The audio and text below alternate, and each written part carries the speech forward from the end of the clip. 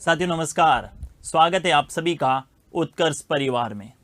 अपना जो टॉपिक चल रहा था वो था नियंत्रक एवं महालेखा परीक्षक अर्थात सीएजी के संदर्भ में अपन बात कर रहे थे। और सीएजी के संदर्भ में इनकी पृष्ठभूमि, साथ ही सीएजी की नियुक्ति कौन करता है, सीएजी को सीएजी अपना त्यागपत्र किनको देता है, सीएजी को शपथ कौन दिलाता है, और सीएजी के संदर्भ में जो आर्टिकल 148 था इनके संदर्भ में अपन बात कर चुके थे। और आज जिसके बारे में बात करेंगे वो है सीएजी के कार्य, अर्थात नियंत्रक एवं महालेखा परीक्षक के भारत में क्या कार्य रहते हैं, इनके अलावा किन किन के अंकेक्षण का कार्य सीएजी करता है, यानी लेखा परीक्षण का कार्य सीएजी करता है, सीएजी को क्यों आपके पोस्टमार्टम की तरह काम करने के संदर्भ में कहा जाता है। इनकी आलोचना भी की जाती है कि सीएजी जो है ये पोस्टमार्टम जो होता है ना, जिस प्रकार से यानी शव परीक्षण की भांति कार्य करता है, क्यों कहा जाता है इनके बारे में ऐसा।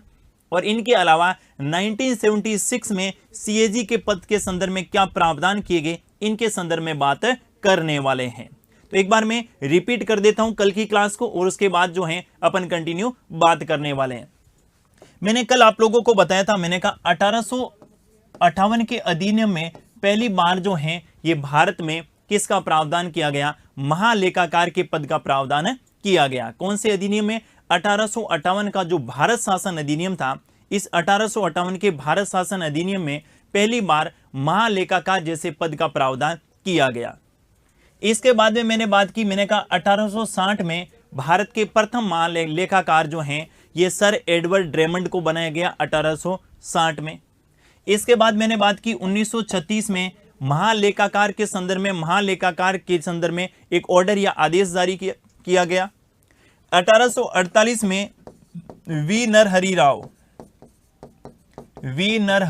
राव जो हैं ये भारत के प्रथम कौन बने थे, नियंत्रक एवं महालेखा परीक्षक। इन्होंने 1954 तक कार्य किया। कब तक कार्य किया? 1954 तक कार्य किया।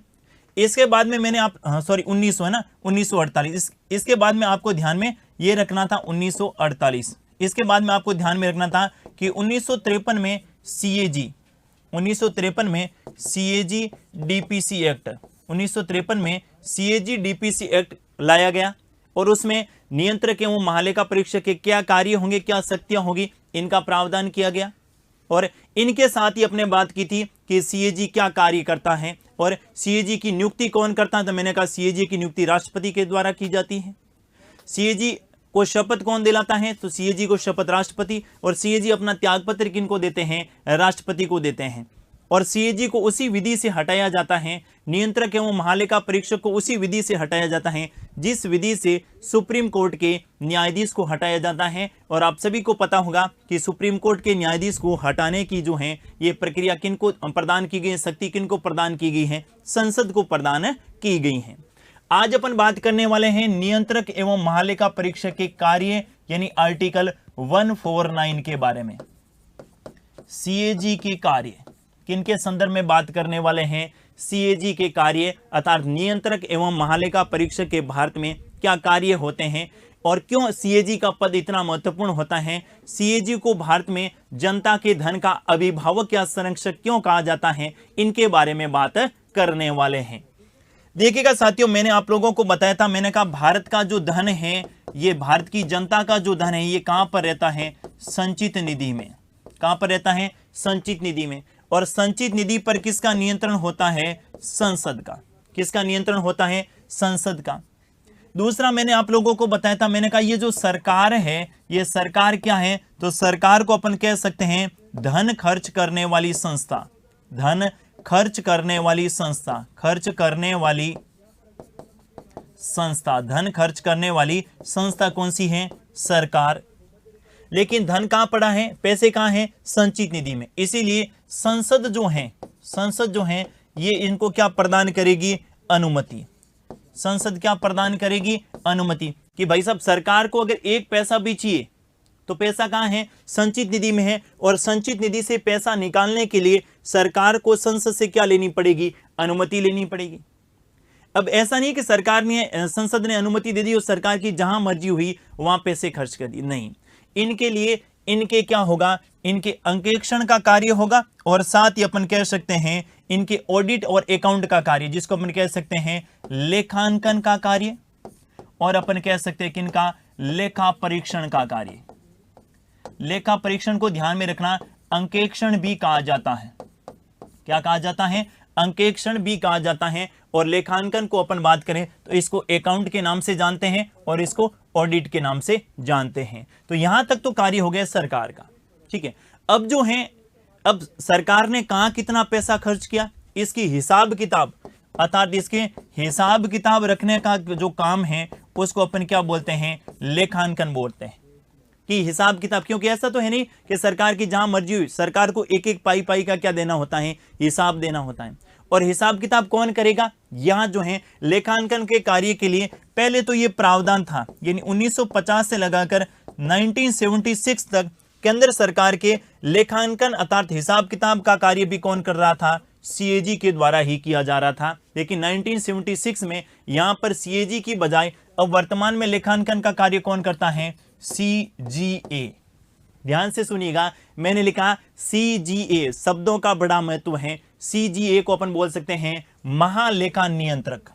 वर्तमान में भारत सरकार के हिसाब किताब का काम कौन करता है? महालेखा नियंत्रक। कौन करता है? महालेखा नियंत्रक, जिसको अपन क्या बोलते हैं? सीजीए। और इन हिसाब किताब की जांच कौन करता है? तो ये जांच कौन करता है? सीएजी, जिसको अपन बोलते हैं नियंत्रक एवं महालेखा परीक्षक। इस बात को आपको ध्यान में रखना है। तो एक बार मैं वापस से रिपीट कर रहा हूं, सरकार पैसे कहां पर है? धन कहां पर है? संचित निधि में। और संचित निधि पर किन का नियंत्रण है? अच्छा क्वेश्चन हो सकता है, संचित निधि पर नियंत्रण किन का है? संसद का। सरकार क्या है? धन खर्च करने वाली संस्था है। और आपको ध्यान में रखना, इसकी अनुमति जो है कौन प्रदान करता है? संसद। लेकिन इसकी हिसाब किताब का काम जो है वर्तमान में कौन देख रहा है? जिसको हम बोलते हैं सीजीए, महालेखा नियंत्रक। लेकिन 1950 से 1976 तक ये भी काम कौन देखता था? सीएजी। वर्तमान में सीएजी क्या काम करता है? वर्तमान में सीएजी जो ये लेखांकन का काम हुआ है, इसकी जांच कौन करता है? नियंत्रक एवं महालेखा परीक्षक करता है। ठीक है, और कौन से आर्टिकल में प्रावधान किया गया है? आर्टिकल 149 में सीएजी के क्या दिए गए हैं? कार्य। आर्टिकल 149 में सीएजी के कार्यों का प्रावधान किया गया। ध्यान से सुनिएगा। पहली बात, संघ सरकार के, कौन सी सरकार के? संघ सरकार के, यानी केंद्र सरकार के, संघ सरकार के लेखांकन एवं लेखा परीक्षण का कार्य। संघ सरकार के लेखांकन एवं लेखा परीक्षण का कार्य कब से कब तक किया? कार्य 1950 से लगाकर 1976 तक तो इन्होंने दोनों कार्य किए संघ सरकार के। कौन कौन से? लेखांकन का कार्य और लेखा परीक्षण का कार्य। इसके बाद में आप लोगों को पता होगा कि जो सीएजी, नियंत्रक एवं महालेखा परीक्षक और इनके कार्य शक्तियां और उत्तरदायित्व एक्ट बना था जो 1971 में। इसमें 1976 में क्या किया गया? संशोधन। 1976 में क्या किया गया? संशोधन किया गया। और संशोधन करके यह प्रावधान किया गया कि केंद्र सरकार के जो लेखांकन का कार्य है, जिसको अपन सामान्यतः क्या बोलते हैं? हिसाब किताब का काम। कौन सा काम? केंद्र सरकार के जो हिसाब किताब का जो काम है, केंद्र सरकार का जो हिसाब किताब का कार्य है अर्थात जो लेखांकन का कार्य है, इनके लिए एक अलग से पद सृजित होगा और उसको अपन क्या बोलेंगे? सीजीए अर्थात महालेखा नियंत्रक। क्या बोलेंगे? महालेखा नियंत्रक। और महालेखा नियंत्रक का पद सृजित कब किया गया? 1976 में। कब किया गया? 1976 में। दूसरा कहा गया कि केंद्र सरकार के जो लेखा परीक्षण का कार्य है, कौन सा कार्य? केंद्र सरकार के लेखा परीक्षण, या जिसको अपन कहें केंद्र सरकार के जो अंकेक्षण का कार्य है, लेखा परीक्षण या अंकेक्षण का जो कार्य है, ये किन को प्रदान किया जाएगा? तो ये जो है ये सीएजी करेगा। कौन? नियंत्रक एवं महालेखा परीक्षक। कौन करेगा? नियंत्रक एवं महालेखा परीक्षक। नियंत्रक एवं महालेखा परीक्षक। अब इनकी आवश्यकता क्यों पड़ी? सुनिएगा जरा। मैंने कहा 1976 में ये कार्य अलग अलग कर दिए गए। पहले क्या हुआ करता था? दोनों कार्य सीएजी करता था। यानी सरकार की हिसाब किताब का काम भी कौन करता था? सीएजी। हालांकि सीएजी अकेला नहीं, इनके अधीन जो है हजारों कर्मचारी काम करते हैं, एक पूरा अलग से विभाग बना हुआ है ना। सीएजी हिसाब किताब भी काम करेगा और इस हिसाब किताब की जांच भी कौन करेगा? सीएजी करेगा। यानी खुद ही हिसाब किताब करना और खुद ही उसकी क्या करना? जांच करना। ये तो प्राकृतिक न्याय के क्या हुआ? विरुद्ध हुआ। भाई मैं सरकार का हिसाब किताब कर रहा हूं और मैं ही उसकी खुद ही क्या कर रहा हूं? जांच कर रहा हूं, तो क्या मेरे द्वारा जो हिसाब किताब किया गया है, क्या मैं उसमें कमियां निकालूंगा? आप कहेंगे नहीं। अगर आपको कह दे कि आपको किसी फर्म से संबंधित कोई काम मिला, अकाउंट का काम मिला, किसका काम मिला? अकाउंट का काम मिला, यानी आपको लेखांकन का काम मिला कि आपका ये जो उत्कर्ष संस्थान है, इसमें व्यय के संदर्भ में या आय के संदर्भ में आपको पूरा का पूरा हिसाब किताब रखना है। आपने कहा बिल्कुल रख लेंगे जी, कोई दिक्कत नहीं है। कहां कितना खर्चा हुआ ये तो करना है, बिल्कुल हिसाब किताब रख लेंगे। फिर आपको इसकी जांच करनी है कि ये जो आपने लेखांकन का काम किया है, आप इसकी जांच करें कि आपने काम सही किया है अथवा नहीं किया। आप कहेंगे ये कौन सी मजाक हो गई? यही मजाक चल रही थी। ठीक है, हिसाब किताब भी खुद ही करना और उसकी जांच ही क्या करना? खुद ही करना। 1976 में कहा गया भाई साहब बहुत हो गया, अब अलग अलग, क्योंकि पहले इतने संसाधन नहीं थे भारत के पास भी। भारत में जब अंग्रेज शासन कर रहे थे तो आपको पता है कि भारत सोने की चिड़िया था, लेकिन लूट के ले गए थे सब के सब। उस समय भारत में इतने संसाधन नहीं थे, वित्तीय मामलों में भारत इतना सशक्त नहीं था, जिसके कारण जो है कहा गया एक ही काम जो है ये एक ही अधिकारी दोनों काम देख लेगा। अब आपको पता है 1976 तक आते अपन थोड़ा जो है मजबूत बन गए थे। उस समय कहा कि ऑडिट का काम अलग होगा और अकाउंट का काम अलग होगा। मतलब हिसाब किताब रखने वाले के लिए एक अलग पद सर्जित किया गया, जिसको क्या कहा गया? सीजीए अर्थात महालेखा नियंत्रक। इनका काम क्या होगा? इनका काम होगा कि केंद्र सरकार के पाई का क्या रखना? हिसाब रखना। अब ये हिसाब रख के अपनी एक रिपोर्ट बनेगा और ये रिपोर्ट किनको दे देगा? सीएजी को दे देगा। किनको दे देगा? नियंत्रक एवं महालेखा परीक्षक को दे देगा। और ये जो नियंत्रक एवं महालेखा परीक्षक हैं, ये इसकी क्या करेगा? जांच करेगा कि ये जो लेखांकन का कार्य किया है ये सही है अथवा नहीं है। ये जांच करेगा और जांच करने के बाद एक रिपोर्ट बनेगा और रिपोर्ट राष्ट्रपति को दे देगा। राष्ट्रपति उस रिपोर्ट को संसद के पटल पर रखेगा, यानी संसद के दोनों सदनों में रखेगा, और वहां पर एक समिति बनेगी जिसको अपन बोलते हैं लोक लेखा समिति, पब्लिक अकाउंट कमेटी। और वो जो समिति है या वो जो कमेटी है वो इसकी जांच करेगी और इसके संदर्भ में सीएजी की क्या लेगी? मदद लेगी। ठीक है, तो इस प्रकार से प्रक्रिया यानी परिवर्तन किया गया 1976 में। अब आपको पता होगा कि राज्यों के संदर्भ में भी लेखांकन और लेखा परीक्षण का काम कौन करता है? सीएजी करता है। राज्यों में अलग से कोई प्रावधान नहीं किया गया, इस बात को आपको ध्यान में रखना है। राज्यों के लिए अलग से कोई इस प्रकार का पद नहीं है। भारत का जो सीएजी है वो राज्यों के संदर्भ में भी ये हिसाब किताब का काम करता है। राज्यों से भी कहा गया कि जिस प्रकार हमने व्यवस्था की है, अर्थात अलग से एक पद सर्जित किया है, कौन सा? ये जो है सीजीए अर्थात महालेखा नियंत्रक, आपके वहां पर भी इस प्रकार का पद और पूरा विभाग एक स्थापित किया जाए।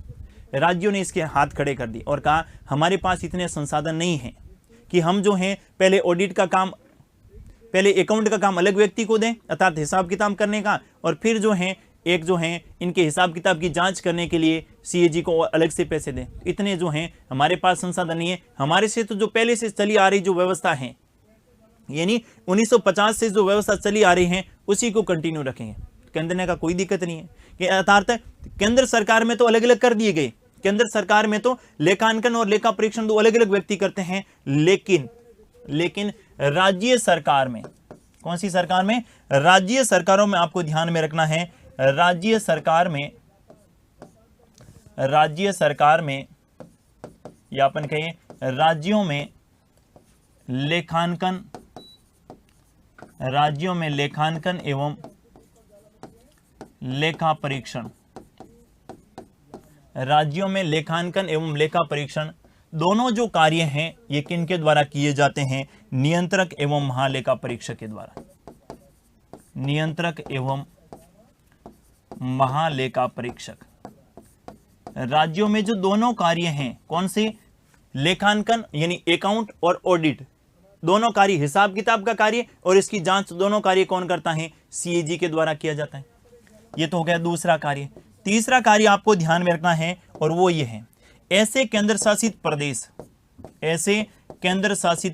ऐसे यूनियन टेरिटरी, ऐसे केंद्र शासित प्रदेश ऐसे केंद्र शासित प्रदेश जहां पर क्या है, जहां पर क्या है, विधानसभा है। ऐसे केंद्र शासित प्रदेश जहां पर क्या है, विधानसभा है, तो उनके लिए भी लेखांकन, उनके लिए भी लेखांकन और लेखा परीक्षण, इनके लिए भी लेखांकन और लेखा परीक्षण का जो कार्य है ये किनके द्वारा किया जाएगा, तो आपको ध्यान में रखना है लेखांकन और लेखा परीक्षण का कार्य जो है ये सीएजी के द्वारा किया जाएगा, अर्थात नियंत्रक एवं महालेखा परीक्षक। तो नियंत्रक एवं महालेखा परीक्षक के 3 कार्य आप लोगों को ध्यान में रखने हैं। पहला कार्य, संघ सरकार का पूछे तो संघ सरकार में सिर्फ और सिर्फ कौन से कार्य करता है, संघ सरकार में केवल और केवल कौन सा कार्य करता है, लेखा परीक्षण का। पहले जो है संघ सरकार के दोनों कार्य करता था, पहले संघ सरकार के दोनों कार्य करता था। आपसे क्वेश्चन ये पूछे कि कौन से वर्ष में, तो आप करेंगे 1976 में एक पद सृजित किया गया जिसे क्या कहा गया, CGA अर्थात महालेखा नियंत्रक। वर्तमान में संघ सरकार के तो केवल जो है ऑडिट का कार्य कौन करता है, CAG करता है, लेकिन राज्यों में दोनों कार्य कौन कौन से, ऑडिट और अकाउंट, दोनों जो कार्य हैं, अकाउंट और ऑडिट जो हैं दोनों कार्य हैं, ये कौन करता है, नियंत्रक एवं महालेखा परीक्षक, नियंत्रक एवं महालेखा परीक्षक के द्वारा किया जाता है, नियंत्रक एवं महालेखा परीक्षक के द्वारा किया जाता है। और ऐसे केंद्र शासित प्रदेश जहां पर विधानसभा है, जैसे मैं बात करूं दिल्ली और पुदुचेरी, तो इनके भी ऑडिट और अकाउंट का काम कौन देखता है, CAG के द्वारा किया जाता है। इस बात को आपको ध्यान में रखना है। और इनके कार्यों का प्रावधान कौन से आर्टिकल में है, आर्टिकल 149 में। अब देखिएगा जरा, आर्टिकल 149 के बाद नेक्स्ट आर्टिकल आपको ध्यान में रखना कौन सा, 150, बहुत ही महत्वपूर्ण आर्टिकल है 150। क्या लिखा गया 150 में, आर्टिकल 150 में प्रावधान किया गया है कि CAG के राष्ट्रपति के द्वारा संघ सरकार और राज्य सरकारों के जो लेखा परीक्षण के प्रारूप हैं ये राष्ट्रपति के द्वारा बनाए जाएंगे, अर्थात संघ सरकार और राज्य सरकार के लेखा परीक्षण के संदर्भ में जो प्रारूप हैं, जो फॉर्म है वो कौन बनाएगा, राष्ट्रपति। किसकी मदद से, नियंत्रक एवं महालेखा परीक्षक की मदद से। ध्यान से सुनिएगा, संघ सरकार, संघ एवं राज्यों के लेखा परीक्षण से संबंधित, लेखा परीक्षण से संबंधित, संघ एवं राज्यों के लेखा परीक्षण से संबंधित, संघ एवं राज्यों के लेखा परीक्षण से संबंधित प्रारूप, लेखा परीक्षण से संबंधित जो प्रारूप हैं ये किन के द्वारा, राष्ट्रपति के द्वारा बनाए जाएंगे, राष्ट्रपति के द्वारा बनाए जाएंगे, राष्ट्रपति के द्वारा बनाए जाएंगे। और ध्यान में रखना, राष्ट्रपति इसमें किसकी सहायता लेगा, राष्ट्रपति जो है इसमें परामर्श किन की लेगा, तो ध्यान से सुनिएगा, राष्ट्रपति जो है इसमें नियंत्रक एवं महालेखा परीक्षक की परामर्श लेगा। किन की परामर्श लेगा, नियंत्रक एवं महालेखा परीक्षक, नियंत्रक एवं महालेखा परीक्षक, जिसको अपन क्या बोलते हैं, CAG। नियंत्रक एवं महालेखा परीक्षक या CAG की मदद से जो है संघ एवं राज्यों के लेखाओं से संबंधित जो प्रारूप हैं ये किन के द्वारा बनाए जाएंगे, राष्ट्रपति के द्वारा। किन की परामर्श से, नियंत्रक एवं महालेखा परीक्षक की परामर्श से। ऐसा प्रावधान कौन से आर्टिकल में है, 150। आप कहेंगे ये प्रारूप क्या होते हैं, ठीक है। जो साथी मेंस लिखेंगे उनके लिए अच्छा प्रश्न है, और पीटी में तो आपको केवल ये ऑब्जेक्टिव टाइप का क्वेश्चन तो ये रहने वाला। लेकिन मैं बता देता हूं, क्योंकि शब्दों को मैं कह रहा हूं समझ के साथ पढ़ना है, तो अपने को ये भी पता होना चाहिए प्रारूप होते कैसे हैं। तो देखिए, प्रारूप किसी भी मद या विषय से संबंधित होता है। जैसे मैं बात करूं 2020-21 की, किसकी बात करते हैं अपन, 2020-21 की। ये है 2020-21, एक वित्तीय वर्ष 2020-21। किसी एक डिपार्टमेंट के बारे में बात करूं, किसी एक विभाग के बारे में बात करूं, शिक्षा के संदर्भ, किसके संदर्भ में बात कर रहा हूं, शिक्षा के संदर्भ में बात कर रहा हूं 2020-21 की। और केंद्र सरकार ने कितने पैसे खर्च किए, इसका एक प्रारूप जो है ये राष्ट्रपति के द्वारा बनाया जाता है, ठीक है। अब देखिए जरा, अब शिक्षा पे कितने पैसे खर्च हुए, तो केंद्र सरकार ने कहा कि शिक्षा पे जो है ये 50 करोड़ रुपए खर्च हुए। वर्ष 2020-21 में शिक्षा पर 50 करोड़ खर्च हुए। क्या केंद्र सरकार इतना कहकर इतीसरी कर लेगी, नहीं। केंद्र सरकार को यह बताना होगा शिक्षा का मतलब कौन सी शिक्षा पर। तो केंद्र सरकार क्या कहेगी कि भाई साहब शिक्षा का मतलब जो है, हमने शिक्षा को 3 भागों में, 3 श्रेणियों में बांट रखा है। एक तो है प्राइमरी एजुकेशन का, प्राथमिक शिक्षा। दूसरा का उन्होंने कौन सी, माध्यमिक शिक्षा, सेकेंडरी एजुकेशन, माध्यमिक शिक्षा। और तीसरी उन्होंने बात कही उच्च शिक्षा, हायर एजुकेशन, उच्च शिक्षा। और केंद्र सरकार ने क्या कहा कि प्राथमिक शिक्षा पर जो है, ये प्राथमिक शिक्षा पर जो है 15 करोड़ रुपए खर्च हुए एक वित्तीय वर्ष में। प्राथमिक शिक्षा पर कितने खर्च हुए? 15 करोड़। फिर कहा माध्यमिक शिक्षा पर, इन्होंने कहा माध्यमिक शिक्षा पर खर्च हुए 10 करोड़। चलो ठीक है, बाकी के 25 करोड़ कहां खर्च हुए? इन्होंने कहा 25 करोड़ कहां खर्च हुए? उच्च शिक्षा पर। क्या इतना कहने से काम चल जाएगा? नहीं, फिर क्या करना पड़ेगा? अब वो पूछेगा भाई साहब 15 करोड़ खर्च तो किए, लेकिन कहां किए ये भी बताइए। मैं कह रहा हूं ना, एक एक पाई पाई का हिसाब देना होता है। अगर केंद्र सरकार को पैसे चाहिए तो संसद से स्वीकृति लेगी, बिना संसद की स्वीकृति के 1 रुपया भी संचित निधि से नहीं निकाल सकती केंद्र सरकार। और जो रुपए निकाला है कहां खर्च किया, एक एक रुपए का हिसाब। लेकिन ये होता है कि वहां पर भ्रष्टाचार कैसे होता है, मैं बताऊंगा आपको कि सरकारें भ्रष्टाचार कैसे करती हैं। देखिए, अब प्राथमिक शिक्षा पर कहा कितने खर्च कर दिए, तो इन्होंने कहा प्राथमिक शिक्षा पर 15 करोड़। तो बताइएगा जरा 15 करोड़ कहां खर्च हुए? तो केंद्र सरकार क्या कहेगी? हमने जो है वेतन दिया था कितने करोड़ का, कहेंगे 5 करोड़ का। अच्छा, और कहा? तो इन्होंने कहा हमने आधारभूत संरचना अर्थात भवन निर्माण में खर्च किए थे 10 करोड़ रुपए, या अपन कहें कितने करोड़ रुपए? इन्होंने कहा 8 करोड़ रुपए। 8 और 5 कितने हो गए? 13। फिर इन्होंने कहा छात्रवृत्ति के संदर्भ में कितने खर्च किए? इन्होंने कहा बाकी के जो बच गए थे 13 करोड़, और 13 के बाद 2 करोड़ बच गए थे, तो छात्रवृत्ति पे हमने कितने करोड़ खर्च किए? 2 करोड़ रुपए। फिर कहेंगे अच्छा भवन निर्माण में खर्च किए, तो बताइएगा जरा कौन कौन से भवन आपने बताए, किन किन को ठेका दिया, कौन कौन से आपके जो निविदाएं हैं वो आमंत्रित की गई, कौन सी फर्म को ठेका मिला, किस फर्म ने कितने में ठेका लिया, उन्होंने किस प्रकार का मटेरियल लगाया, और मटेरियल के संदर्भ में उन्होंने जो बिल पेश किए वो भी लाओ। एक एक पाई पाई का हिसाब जो है ये सरकार को देना होता है। और इसका जो पूरा प्रारूप है ये किन के द्वारा बनाया जाता है? राष्ट्रपति के द्वारा, ताकि इसके संदर्भ में जो विभाग है उनको ज्यादा कुछ नहीं करना होता है, उनके सामने प्रारूप तो पहले से तय होता है। ठीक है, अब केंद्र सरकार कहेगी अच्छा कि हाँ ठीक है, अब कितने पैसे लिख लो, ये तो तय रहेगा, प्राथमिक शिक्षा 15 करोड़, उनको बस केवल ये कॉलम भरने होते हैं। ठीक है, ये होता है आपके प्रारूप। और प्रारूप का प्रावधान भारतीय संविधान के कौन से आर्टिकल में? 150 के तहत लेखा परीक्षण से संबंधित जो प्रारूप है वो किन के द्वारा? राष्ट्रपति के द्वारा। और राष्ट्रपति किन की मदद से? नियंत्रक एवं महालेखा परीक्षक की मदद से प्रारूप का क्या करेगा? निर्माण करेगा। अब मैंने आप लोगों से कहा, मैंने कहा सरकारें भ्रष्टाचार कैसे करती हैं, ध्यान से सुनिएगा, वो भी समझ लेते हैं। अब सरकार ने कहा भाई साहब हमने भवन बनाए कितने करोड़ का? 8 करोड़ रुपए का।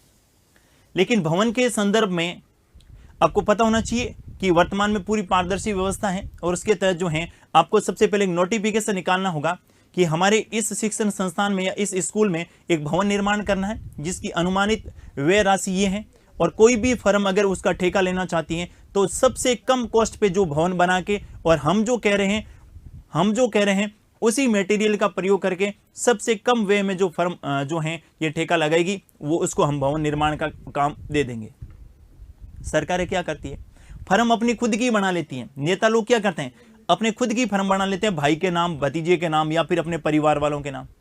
फिर आम लोगों तक बात जाती नहीं, उससे पहले ही फर्म अपने नाम बना के और इसके बाद में ठेका खुद ही उठा लेते हैं, टेंडर। यहां तक ठीक था, लेकिन जहां सबसे बात तो ये है ना, सबसे कम में जो फर्क, क्योंकि सरकार को घाटा थोड़ी करना है। सरकार को घाटा का मतलब व्यय किसका हो रहा है? धन व्यय किसका हो रहा है? जनता का हो रहा है।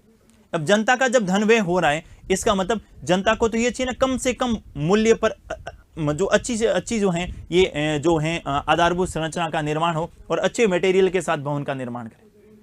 लेकिन फिर वहां पर घोटाला होता है। सबसे पहले ठेका जो है अपनी फर्म को दे दिया जाता है या अपने किसी रिलेटिव या रिश्तेदार को दे दिया जाता है। फिर उसमें भी घटिया निर्माण सामग्री का प्रयोग किया जाता है, और घटिया निर्माण सामग्री में बिल जो हैं वो तो बड़ी कॉस्ट के रख देंगे, और उसमें जो है जैसे कहेंगे तो हमने पत्थर लगाए थे और वहां पर ईंटों से निर्माण कर देंगे, कहेंगे तो हमने जो है इस सीमेंट का जो है बिल बना के ला देंगे और वहां पर चूना डाल के भवन का निर्माण कर देंगे। ये भवन का निर्माण हो, पुलिया का निर्माण हो, फिर कुछ ही समय बाद वो क्या हो जाता है? ध्वस्त हो जाता है। सरकारें इस प्रकार से करती है घोटाला। आपने सुना होगा 2010 की बात है शायद, 2010 में राष्ट्रमंडल खेलों का घोटाला आप लोगों ने सुना होगा। कॉमनवेल्थ गेम हुए थे दिल्ली में। वो क्या घोटाला था? वहां पर एक अस्थायी जो है टेंट लगाए गए थे। कौन से टेंट? अस्थायी टेंट लगाए गए थे। और अस्थायी टेंट के संदर्भ में सरकार ने क्या करा? घोटाला देखिए, सरकार ने क्या करा कि क्या जो भी टेंट हाउस हैं, जो भी टेंट से संबंधित जो फर्म है वो आए और हमें जो इस प्रकार की फैसिलिटी चाहिए, क्योंकि हमारे खिलाड़ियों को रुकने के लिए, इनके अलावा जो सहायक इनको रुकने के लिए इस प्रकार की फैसिलिटी, अर्थात अस्थायी जो है ये एक गांव बसाया गया था, पूरा का पूरा एक शहर, और उनके लिए जो है वो टेंट आपको लगाने हैं। उसमें जिस कंपनी ने ठेका लिया था, उसने जिस प्रकार से सरकार से पैसा लिया, पैसा किनका था? जनता का। इतने में तो 4 नए टेंट लग जाते वहां पर, मतलब जो उन्होंने किराया दिया ना, इतने में तो नई कॉस्ट जो है नहीं पूरा खरीद ही लेती ना सरकार उस टेंट को, तो भी इतना व्यय नहीं होता। ये क्या था? घोटाला। मतलब इस रेट पे उनको किराए के लिए टेंट दिया गया कि उसमें तो नया भी आ जाता, क्योंकि आपको वहां पता होगा कि कम से कम 12 महीने तक वो कॉमनवेल्थ गेम चले थे, तो 12 महीने तक टेंट का किराया इतना हुआ, इतने में तो 4 नए टेंट आ जाते। ठीक है, इस प्रकार से सरकारें क्या करती हैं? घोटाला। लेकिन इनका काम क्या? केवल जांच करना है। तो आर्टिकल 150 में आप लोग को ध्यान में रखना है, आर्टिकल 150 में प्रावधान किया गया है कि लेखा परीक्षण के संदर्भ में जो प्रारूप हैं, ये प्रारूप किनके द्वारा बनाए जाएंगे? प्रारूप जो है आपको ध्यान में रखना, राष्ट्रपति के द्वारा बनाए जाएंगे, संघ सरकार और राज्य सरकार दोनों के संदर्भ में। नेक्स्ट आर्टिकल आपको ध्यान में रखना, अनुच्छेद 151। कौन सा ध्यान में रखना है? आर्टिकल 151। क्या है आर्टिकल 151 में? सुनिएगा जरा। आर्टिकल 151 में प्रावधान किया गया है कि नियंत्रक एवं महालेखा परीक्षक, नियंत्रक एवं महालेखा परीक्षक सीएजी, नियंत्रक एवं महालेखा परीक्षक जो हैं अपना वार्षिक प्रतिवेदन, नियंत्रक एवं महालेखा परीक्षक जो हैं अपना वार्षिक प्रतिवेदन, अपना वार्षिक प्रतिवेदन, नियंत्रक एवं महालेखा परीक्षक अपना वार्षिक प्रतिवेदन जो है ये किनको सौंपेंगे? राज्यों के संदर्भ में अगर वार्षिक प्रतिवेदन है तो किनको सौंपेंगे? राज्यपाल को। और संघ का वार्षिक प्रतिवेदन है तो वो किनको सौंपेंगे? राष्ट्रपति को। मैंने आपको बताया था आर्टिकल 149 में, मैंने कहा सीएजी दोनों के संदर्भ में लेखा परीक्षण का काम करता है, केंद्र सरकार और राज्य सरकार। अगर केंद्र सरकार के संदर्भ में है तो उसकी वार्षिक रिपोर्ट किनको सौंपेंगे? राष्ट्रपति को। और राज्य सरकार के संदर्भ में है तो किनको सौंपेंगे? राज्यपाल को। राज्यपाल इस रिपोर्ट को कहां रखेगा? विधानमंडल में। राज्य में क्या होता है? विधानमंडल। और राष्ट्रपति इनको कहां रखेगा? संसद में। राष्ट्रपति इनको कहां रखेगा? संसद में। और उसके बाद संसद में एक कमेटी बनती है और राज्य में एक समिति बनती है जिसको अपन बोलते हैं लोक लेखा समिति। आर्टिकल 151 में तो ये प्रावधान किया गया है, सुनिएगा जरा। आर्टिकल 151 में क्या प्रावधान है कि नियंत्रक एवं महालेखा परीक्षक अपना वार्षिक प्रतिवेदन, या प्रतिवेदन को मैं रिपोर्ट कह सकता हूं, वार्षिक रिपोर्ट यानी जांच जो उन्होंने ऑडिट की है उसकी रिपोर्ट किनको देगी? राज्यपाल के संदर्भ में, राज्यों के संदर्भ में राज्यपाल को, और संघ के संदर्भ में किनको देंगे? राष्ट्रपति को। इसके बाद में राज्यपाल इनको कहां रखेंगे? विधानमंडल में। और राष्ट्रपति इनको कहां रखेंगे? संसद में। इसका उल्लेख कौन से आर्टिकल में है? अनुच्छेद 151। ध्यान से सुनिएगा, अब पूरा का पूरा आप लोगों को किस प्रकार समझना है देखिएगा। आपको पता है कि सरकार क्या है? तो आपने कहा सरकार जो है धन खर्च करने वाली संस्था, धन खर्च करने वाली संस्था कौन सी है? सरकार। दूसरा देखिए, दूसरा मैंने कहा संसद। दूसरा क्या लिखा? संसद। आपने कहा संसद क्या है? धन के संदर्भ में, धन के संबंध में अनुमति प्रदान कौन करता है? प्रदान करना किनका काम रहता है? संसद का। आपको पता है धन तो कहां है? संचित निधि में। तीसरा, इसके बाद आपको ध्यान में रखना है कि सरकार हो गई, संसद हो गई, इसके बाद में इसकी जांच कौन करेगा? तो मैंने कहा इनका लेखांकन का कार्य। किनका कार्य? लेखांकन का कार्य, अकाउंट का काम। अकाउंट के काम के संदर्भ में मैंने कहा इनके हिसाब किताब, यहां पर लिख देता हूं आपको थोड़ा आसानी रहेगी। हिसाब किताब, हिसाब किताब। और हिसाब किताब के लिए जो है उसको बोलते हैं अपन सीजीए। केंद्र के संदर्भ में कौन है? सीजीए। और सीजीए को अपन क्या कह सकते हैं? महालेखा नियंत्रक। महालेखा नियंत्रक। सरकार ने एक वर्ष में कितना पैसा खर्च किया, इसके हिसाब किताब का काम कौन करता है? ये करता है सीजीए। इसके बाद में मैंने कहा इनके लेखा परीक्षण का काम कौन करेगा? लेखा परीक्षण या इस हिसाब किताब की जांच कौन करेगा? या इसको मैं कहूं अंकेक्षण का काम कौन करेगा? तो मैंने कहा अंकेक्षण का जो कार्य है ये किनके द्वारा? मैंने कहा सीएजी के द्वारा। किनके द्वारा? जिसको अपन बोलते हैं नियंत्रक एवं महालेखा परीक्षक। नियंत्रक एवं महालेखा परीक्षक। ठीक है। इसके बाद में ये सीएजी ने अपनी वार्षिक रिपोर्ट किनको दे दी? तो सीएजी ने अपनी वार्षिक रिपोर्ट किनको दे दी? राष्ट्रपति को दे दी। अच्छा, राष्ट्रपति ने इस रिपोर्ट को कहाँ रख दिया? संसद में रख दिया। और संसद में एक समिति बनी जिसको क्या कहा जाता है? लोक लेखा समिति। क्या कहते हैं? पब्लिक अकाउंट कमिटी, लोक लेखा समिति, जो वित्तीय समितियों में सबसे महत्वपूर्ण समिति होती है। इसमें कुल 22 मेंबर होते हैं। आगे अपन बात करेंगे इनके संदर्भ में। कुल कितने मेंबर होते हैं इस लोक लेखा समिति में? 22 मेंबर होते हैं। क्योंकि संसद, देखिए ध्यान से सुनिएगा, एक बार वापस से रिपीट कर रहा हूं, बहुत ही अच्छा जो है कंपैरिजन। मैंने कहा ना, इस प्रकार से आप पॉलिटी को पढ़िएगा, खूब मजा आएगा। ठीक है, रट्टा नहीं माना है। सरकार क्या है? धन खर्च करने वाली संस्था है। इसको अनुमति किसने प्रदान कर दी? संसद ने, धन के संदर्भ में। इसके हिसाब किताब का काम किसने रखा? लेखांकन ने। लेखांकन के बाद इसकी ऑडिट किसने करी? लेखा परीक्षण का काम किया सीएजी ने। सीएजी ने अपनी रिपोर्ट किनको दे दी? राष्ट्रपति को। और राष्ट्रपति ने इसकी रिपोर्ट को कहां रख दिया? संसद में। और आप सभी को पता है कि संसद में 2 सदन होते हैं, लोकसभा और राज्यसभा। लोकसभा में कितने मेंबर हैं? 543। और राज्यसभा में कितने हैं? 245। कितने मेंबर हैं? 543 और 245। कुल कितने हो गए? 788। तो क्या 788 इस रिपोर्ट के बारे में बात करेंगे? ठीक है। तो इसके लिए कहा, ये एक व्यवस्था करते हैं, एक कमेटी का गठन कर देते हैं, लोक लेखा समिति, जिसमें लोकसभा के मेंबर भी होंगे और राज्यसभा के मेंबर भी होंगे। ज्यादा किससे होंगे? तो लोकसभा से, क्योंकि लोकसभा में सदस्य संख्या क्या है? ज्यादा है। और कम राज्यसभा से, क्योंकि राज्यसभा में सदस्य संख्या क्या है? कम है। ये जो 22 सदस्य होंगे, कितने मेंबर होंगे इसमें? 22 सदस्य। और इस 22 सदस्य इसकी क्या करेंगे? जांच करेंगे फिर से कि क्या सरकार ने कोई घोटाला किया है अथवा नहीं किया है। ठीक है। अब ये जो है 22 सदस्य, इस पे डिटेल से बात करें। और जहां इनको आवश्यकता रहेगी, ये किनकी मदद लेंगे? सीएजी की मदद भी लेंगे। तो सामान्य से मैं बात कर देता हूं लोक लेखा समिति के संदर्भ में। हालांकि अपन लोक लेखा समिति जब संसद पढ़ेंगे, संसद की वित्तीय समितियां पढ़ेंगे, उस समय तीनों प्रकार की समितियों के बारे में वहां डिटेल से बात करने वाले हैं। लोक लेखा समिति के बारे में बात करेंगे, प्राक्कलन समिति के बारे में भी बात करेंगे, और सार्वजनिक उपक्रम या लोक उद्यम समिति के बारे में भी वहां पर बात करेंगे। लेकिन सामान्य से जो है ये आपको थोड़ा सा यहां पर ध्यान में रखना है। देखिए, मैंने कहा सरकार ने जो है सीएजी ने अपनी रिपोर्ट किनको दे दी? राष्ट्रपति को। राष्ट्रपति ने इस रिपोर्ट को कहां रख दिया? संसद में। और संसद में एक समिति बनती है, कौन सी? पीएसी, जिसको मैंने क्या कहा है? कौन सी समिति है? लोक लेखा समिति। कौन सी समिति है? लोक लेखा समिति। अब देखिएगा जरा, लोक लेखा समिति में कुल कितने मेंबर होते हैं? 22 सदस्य।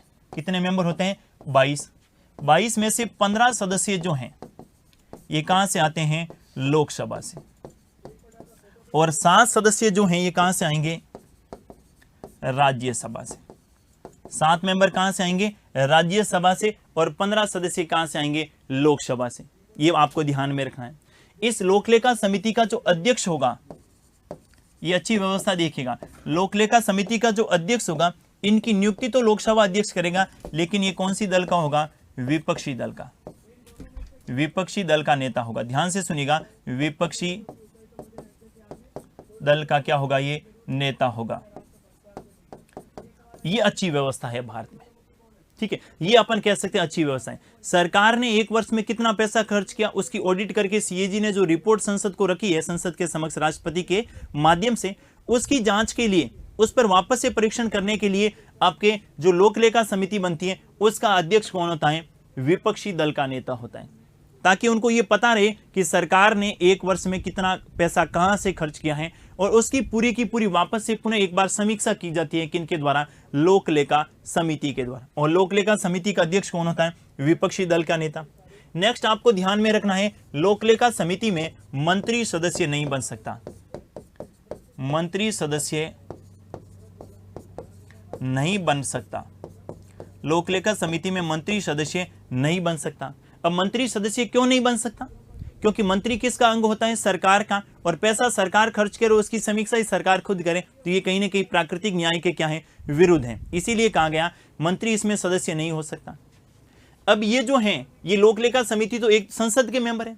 अब रिपोर्ट जो किसने दी है? सीएजी ने दी है। तो जहां कहीं लोक लेखा समिति को रिपोर्ट के संदर्भ में मदद की आवश्यकता होगी, तो ये किन से मदद लेगी? सीएजी से क्या लेगी? मदद लेगी। इसीलिए लोक लेखा समिति का मित्र या मार्गदर्शक किनको कहा जाता है?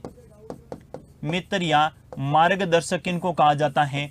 किनको कहा जाता है? सीएजी को। अच्छा प्रश्न है, कई बार एग्जाम में पूछा गया है कि नियंत्रक एवं महालेखा परीक्षक किन का मित्र एवं मार्गदर्शक होता है? आप कहेंगे लोक लेखा समिति का। दूसरा आपसे क्वेश्चन ये पूछा जा सकता है कि लोक लेखा समिति का मित्र या मार्गदर्शक कौन होता है? आप कहेंगे सीएजी होता है। क्यों होता है? क्योंकि मदद के लिए, क्योंकि रिपोर्ट तो किन्होंने दी है? सीएजी ने। और जहां कहीं लोक लेखा समिति को लगेगा कि यहां हमें मदद की आवश्यकता है, तो उस समय वो सीएजी से मदद भी ले सकते हैं।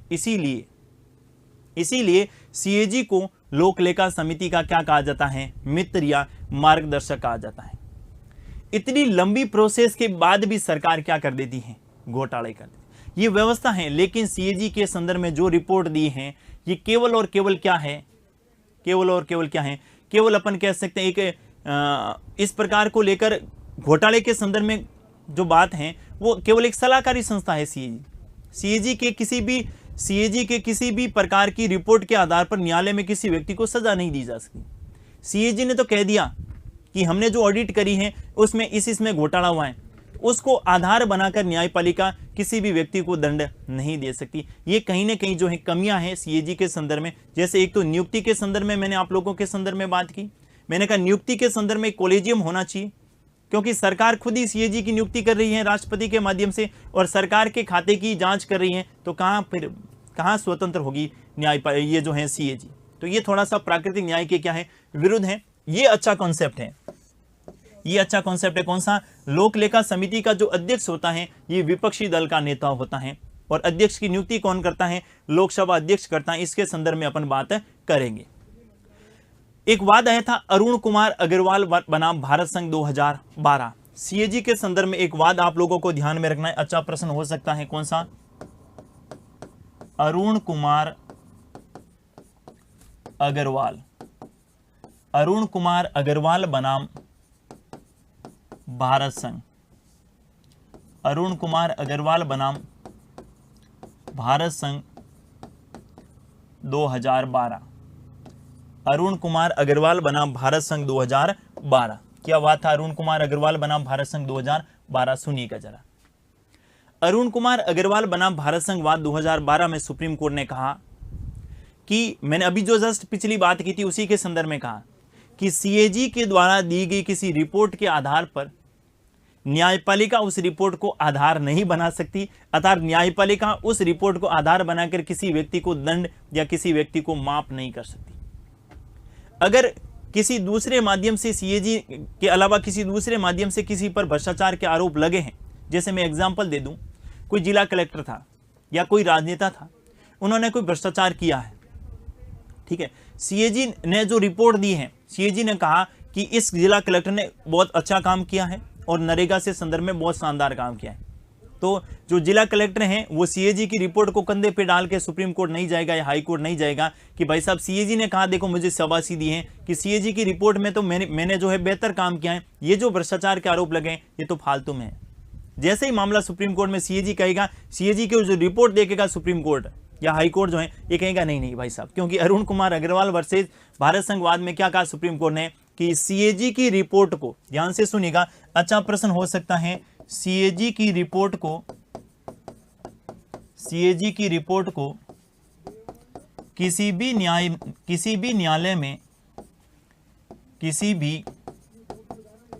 न्यायालय में आधार बनाकर या किसी भी न्यायालय में आधार नहीं बनाया जा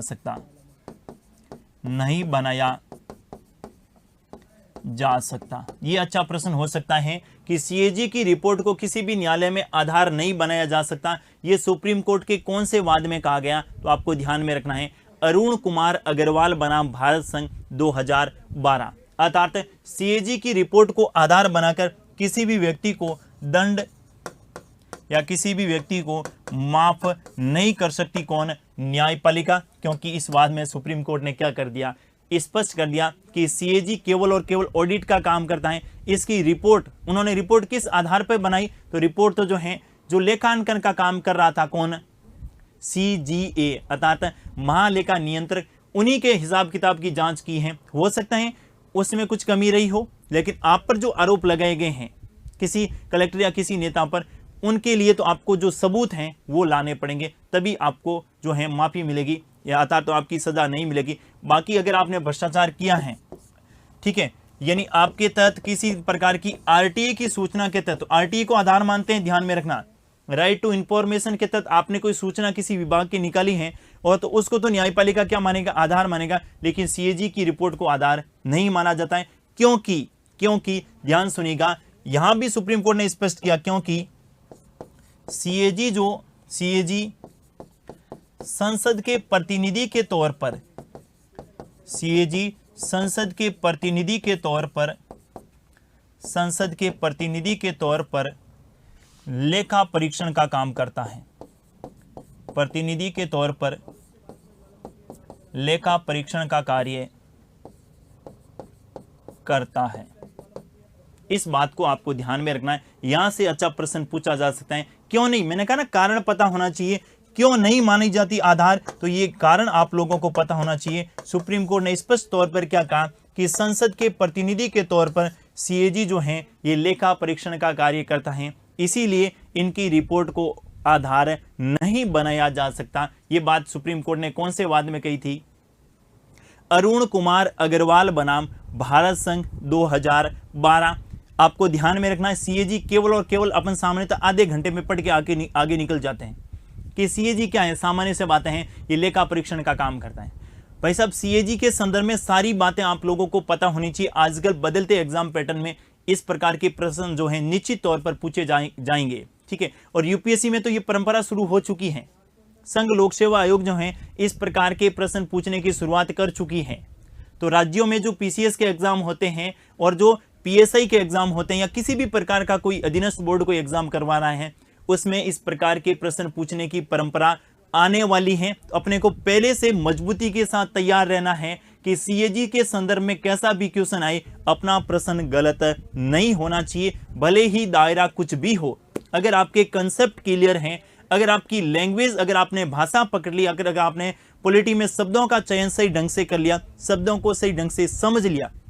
अपन पूरे सीएजी को पढ़ लेते हैं, लेकिन पता नहीं रहता कि साला लेखा परीक्षण क्या होता है और लेखांकन क्या होता है, अंकेक्षण क्या होता है।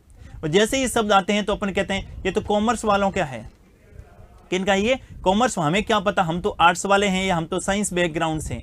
अरे भाई सब सामान्यतः शब्दों को पकड़ लीजिए ना। लेखांकन का मतलब होता है हिसाब किताब करना, और लेखा परीक्षण या अंकेक्षण का मतलब होता है ऑडिट करना, है उस हिसाब किताब की क्या करना, जांच करना, ठीक है। तो ये अलग अलग कार्य हैं, इस बात को आपको ध्यान में रखना है। सुप्रीम कोर्ट का कौन सा वाद, तो जरूर ध्यान में रखिएगा, कौन सा, अरुण कुमार अग्रवाल बनाम कौन सा, भारत संघ। ये अच्छा प्रश्न हो सकता है, अरुण कुमार अग्रवाल बनाम भारत संघ। और ये कब की बात है, 2012 की। इस बात को आपको ध्यान में रखना है।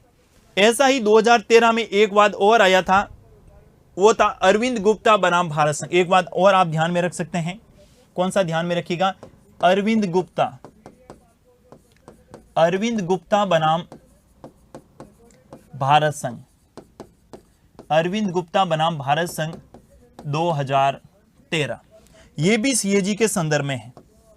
अरविंद गुप्ता बनाम भारत संघ, ये भी किनके संदर्भ में है, सीएजी के संदर्भ में।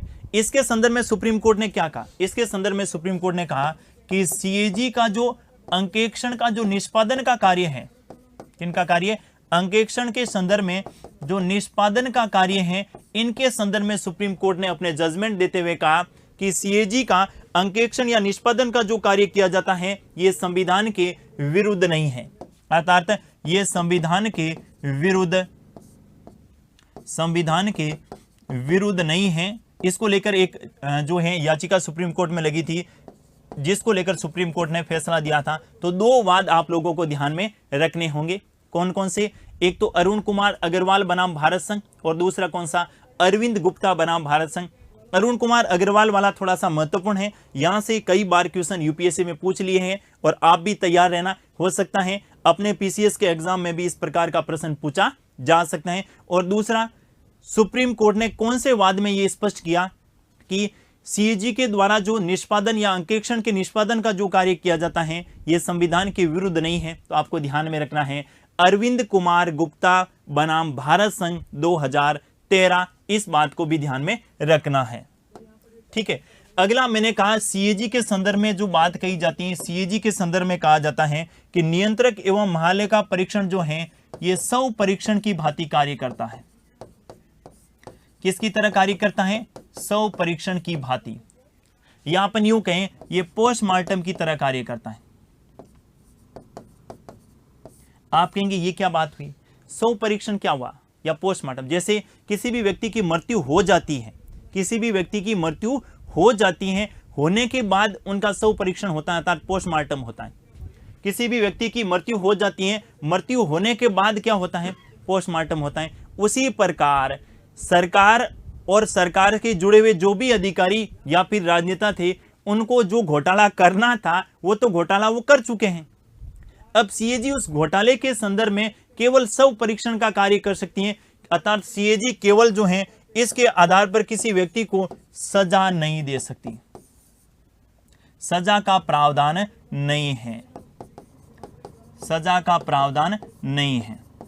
यानी जैसे जो डॉक्टर होते हैं ना, जो मेडिकल में आपको पता होगा कि जो पोस्टमार्टम करते हैं, उनका काम सिर्फ और सिर्फ क्या है, किस कारण से मौत हुई है उसका पोस्टमार्टम करके रिपोर्ट बना के दे देंगे, ये लो भाई साहब रिपोर्ट है और इस व्यक्ति की इस कारण से मौत हुई है। पोस्टमार्टम में यही तो पता चलता है भाई, पोस्टमार्टम में क्या पता चलता है? यही तो पता चलता है किस कारण से व्यक्ति की मौत हुई। तो सीएजी भी इसी की तरह काम करेगा। सरकार ने कितना पैसा खर्च किया, कहां खर्च किया, उसकी रिपोर्ट बना के किनको दे देगा? राष्ट्रपति को, और राष्ट्रपति उसको कहां रखेगा? संसद में। अर्थात सीएजी के पास वो पावर नहीं है कि किसी भी व्यक्ति को सीएजी क्या दे सके? सजा दे सके। और न ही सीएजी की रिपोर्ट को आधार बनाकर, हालांकि इसमें आप लोगों ने देखा होगा कि पोस्टमार्टम की रिपोर्ट के आधार पर न्यायालय किसी व्यक्ति को सजा दे सकता है, लेकिन सीएजी की रिपोर्ट के आधार पर न्यायालय किसी भी व्यक्ति को सजा नहीं दे सकता, क्योंकि अरुण कुमार अग्रवाल बनाम भारत संघ वाद में भी इस बात को स्पष्ट कर दिया गया था। तो कई बार क्वेश्चन पूछ लिया जाता है कि सीएजी किन की भांति कार्य करता है? स्व परीक्षण की भांति, क्योंकि सीएजी की रिपोर्ट को आधार बनाकर किसी व्यक्ति को दंड या सजा नहीं दी जा सकती। इस बात को आपको ध्यान में रखना है। नेक्स्ट जो है सीएजी के संदर्भ में सिद्धांत का अच्छा क्वेश्चन पूछा जाता है। सीएजी किस सिद्धांत के अनुसार कार्य करता है? सीएजी के सिद्धांत, यानी सीएजी आपको पता होगा कि केंद्र सरकार की सलाहकारी संस्था के रूप में कार्य करता है, अर्थात केंद्र सरकार को किस प्रकार मितव्यय बनना चाहिए, इनके संदर्भ में बात करता है। तो यहां पर सिद्धांत से संबंधित कई बार क्वेश्चन पूछ लिया जाता है और इसमें आपको 3 शब्द ध्यान में रखने हैं। कौन कौन से 3 शब्द ध्यान में रखने हैं? पहला कौन सा? मितव्ययता। पहला कौन सा? मितव्ययता। दूसरा कौन सा? दक्षता। और तीसरा कौन सा?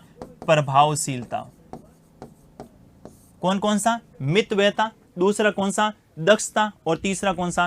प्रभावशीलता। यहां से भी अच्छा क्वेश्चन पूछा जा सकता है कि सीएजी के सिद्धांत में निम्नलिखित में से कौन सा शामिल नहीं है। 3 आपको ध्यान में रखना है। पहला कौन सा? मितव्ययता, दूसरा कौन सा? दक्षता, और तीसरा कौन सा? प्रभावशीलता। और 2 वाद आपको ध्यान में रखने हैं। कौन से? अरुण कुमार अग्रवाल और अरविंद गुप्ता, 2 वाद भी आपको ध्यान में रखने हैं। और सीएजी किसकी भांति काम करता है? पोस्टमार्टम की तरह या स्व परीक्षण की भांति क्या करता है? कार्य करता है। अब मैंने कहा अपन बात कर लेते हैं थोड़ी सी किनके संदर्भ में? महालेखा नियंत्रक के संदर्भ में। किनके संदर्भ में बात करें? महालेखा नियंत्रक, जिसको अपन क्या बोलते हैं? सीजीए। भाई सीजीए क्या है? इसका गठन कब हुआ? इसके पद का सृजन कब हुआ? क्या इसका संविधान में उल्लेख है कि नहीं है? इसमें कौन से अधिकारी होते हैं? इनके संदर्भ में बात करते हैं। देखिए, महालेखा नियंत्रक के पद का सर्जन जो है, पद का सर्जन जो है कौन से वर्ष में किया गया? 1976 में। दूसरी बात आपको ध्यान में रखनी है, इनका संविधान में उल्लेख नहीं है। इनका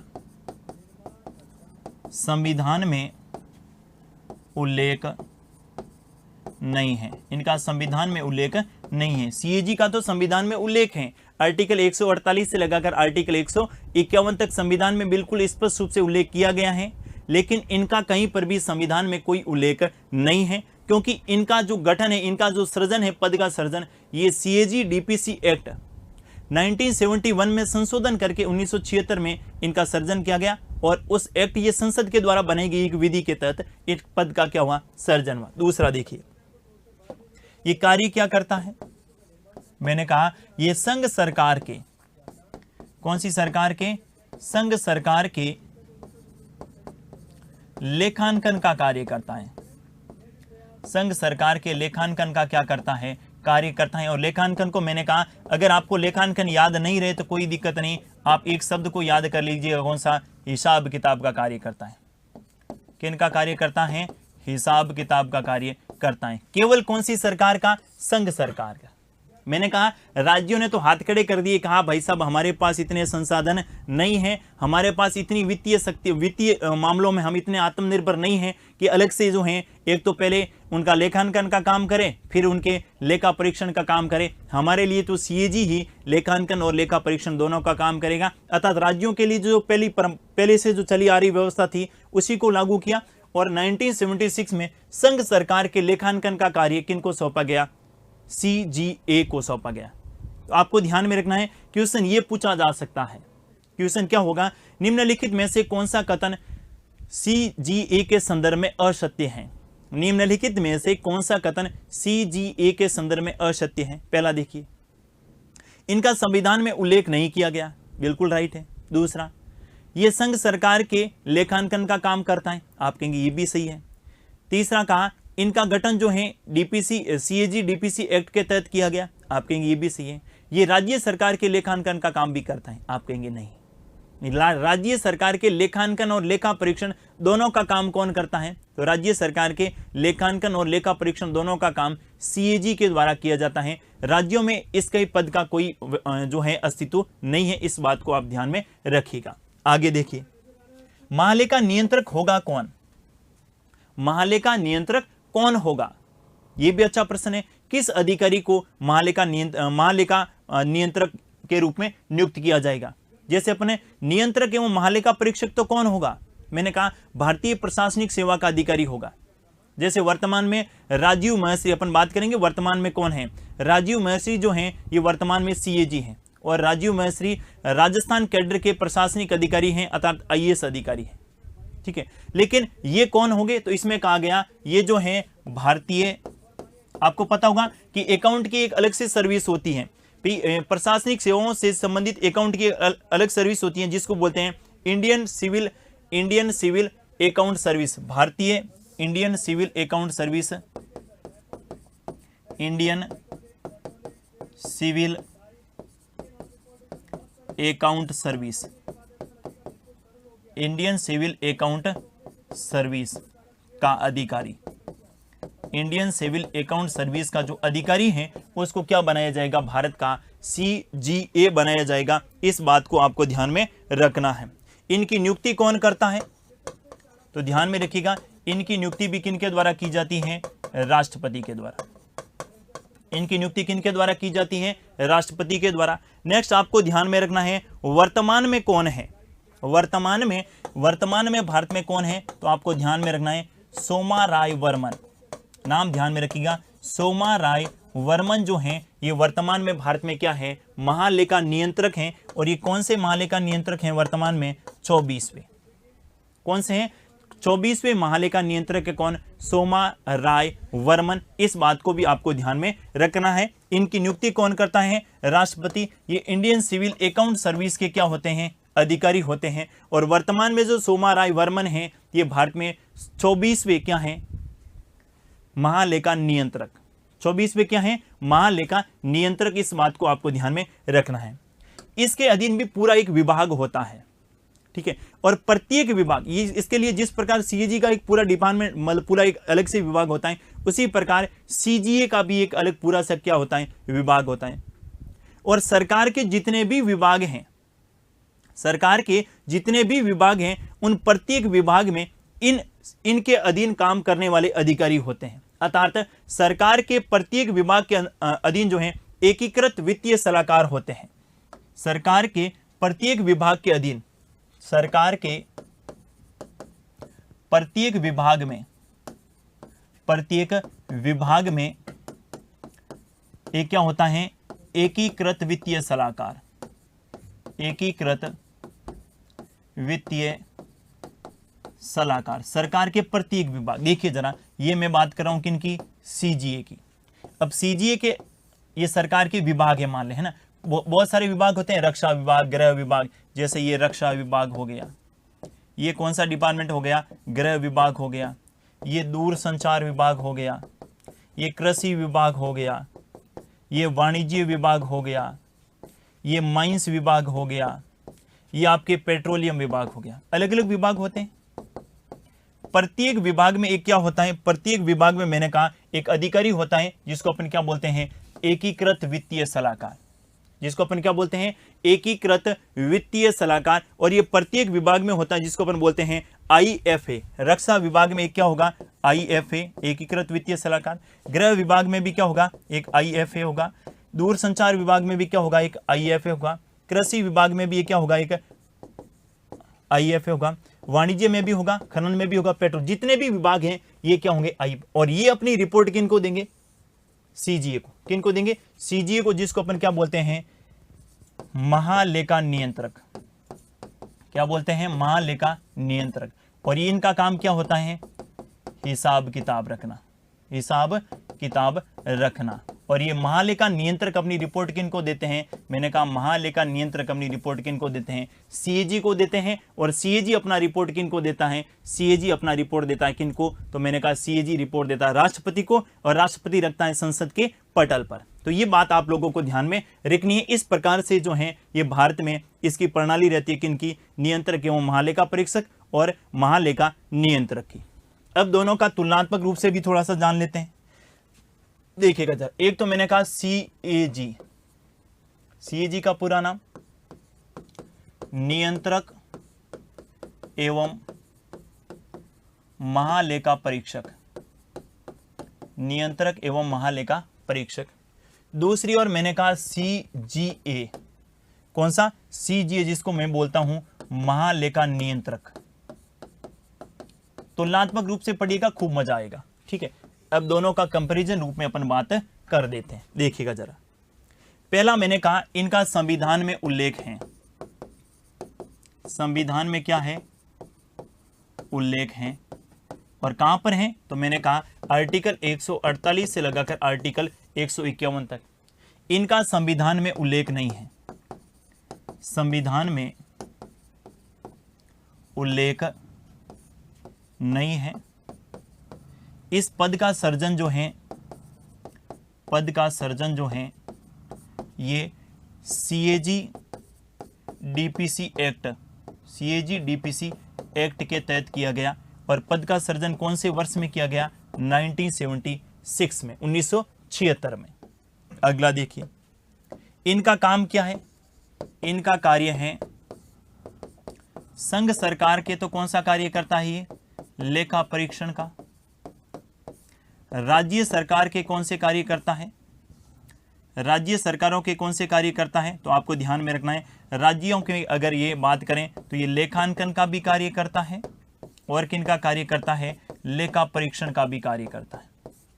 दूसरा देखिए, ये किन का कार्य करता है, तो इनका जो कार्य है आपको ध्यान में रखना है, इनका कार्य केवल संघ सरकार के संदर्भ में है। और संघ में भी ये कौन सा कार्य करता है, केवल लेखांकन का कार्य करता है। राज्यों के संदर्भ में इस प्रकार की कोई व्यवस्था नहीं है। ये कौन होता है, तो ये भारतीय प्रशासनिक सेवा का अधिकारी होंगे। इसमें कौन होते हैं, भारतीय प्रशासनिक सेवा के अधिकारी, भारतीय प्रशासनिक सेवा के क्या होंगे, अधिकारी, अर्थात आईएएस अधिकारी होंगे।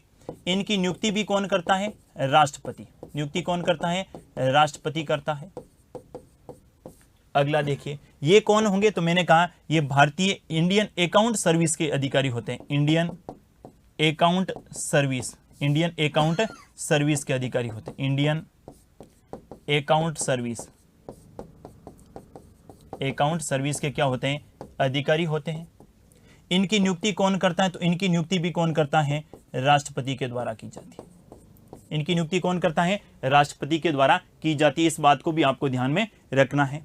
नेक्स्ट अपन बात करें वर्तमान में कौन है?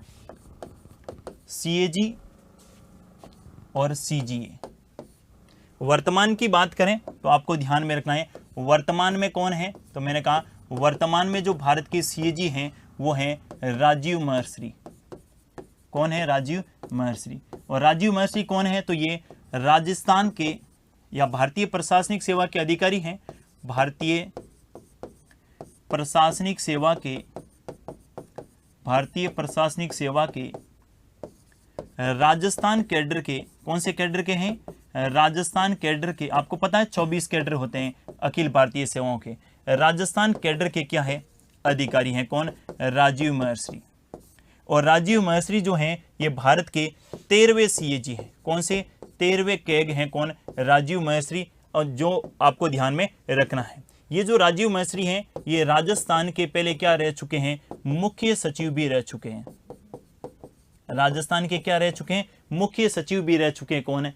राजीव महर्षि। इसमें कौन है? इसमें तो मैंने अभी बताया था सोमा राय वर्मन।